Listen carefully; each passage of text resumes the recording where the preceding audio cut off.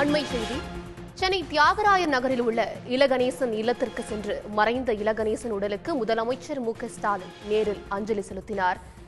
அண்மை செய்தியாக பார்த்து வருகிறோம். பாஜக மூத்த தலைவரும் நாகாலாந்து ஆளுநருமான இலகணேசன் உடலுக்கு முதலமைச்சர் அவருடைய சென்னை தியாகராய நகர் இல்லத்திற்கு சென்று மரியாதை செலுத்துகிறார். முதலமைச்சர் நேரில் சென்று அஞ்சலி செலுத்தக்கூடிய அந்த காட்சிகளை நாம் திரையினில் பார்த்து வருகிறோம்.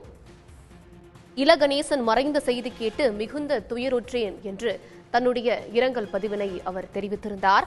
மாண்புடன் நடந்து கொண்டு அரசியல் நாகரீகம் பேணி காத்தவர் இலகணேசன் என்றும் தன்னுடைய இரங்கல் குறிப்பில் அவர் தெரிவித்திருந்தார். சென்னை தியாகராய நகரில் உள்ள இலகணேசன் இல்லத்திற்கு நேரில் சென்று முதலமைச்சர் மு.க.ஸ்டாலின் அஞ்சலி செலுத்துகிறார். இந்த காட்சிகளை பார்த்து வருகிறோம். பாஜக மூத்த தலைவரும் நாகாலாந்து ஆளுநருமான இலகணேசன் உடலுக்கு முதலமைச்சர் நேரில் அஞ்சலி செலுத்துகிறார். இது பற்றிய கூடுதல் தகவல்களை வழங்குவதற்காக செய்தியாளர் பாலாஜி இணைகிறார். பாலாஜி, விரிவான தகவல்.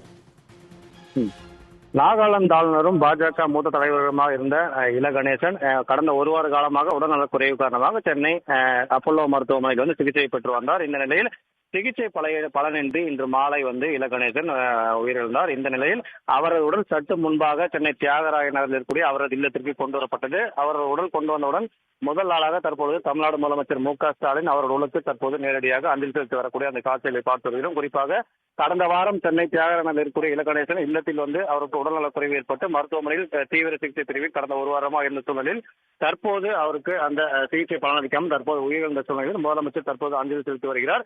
இதனைத் தொடர்ந்து பாஜகவின் தேசிய மகளிர் செயலாளர் வானதி சீனிவாசன், அதே போல பாஜகவின் மூத்த நிர்வாகியும் தற்போது இலகணேசன் இல்லத்திற்கு வருகை தந்துள்ளனர். ஒருவர் பின் ஒருவராக அவரும் தற்போது இலகணேசன் உடலுக்கு அஞ்சலி செலுத்தி வரக்கூடிய அந்த காட்சிகளும் தற்போது நாம் பார்த்து வருகிறோம். இலகணேசனை பொறுத்தவரையில் பாஜகவில் மிக மூத்த தலைவர்கள் ஒருவராக இருந்த நிலையில் அவர் தற்போது நாகாலாந்து ஆளுநராக பதவி வகித்துள்ள சூழ்நிலையில் உடல்நலக் குறைவால் தற்போது மருத்துவமனையில் அனுமதிக்கப்பட்டவர் உடல்நல சிகிச்சை பலனுக்கும் தற்போது அவர் காலமாகியுள்ளார்.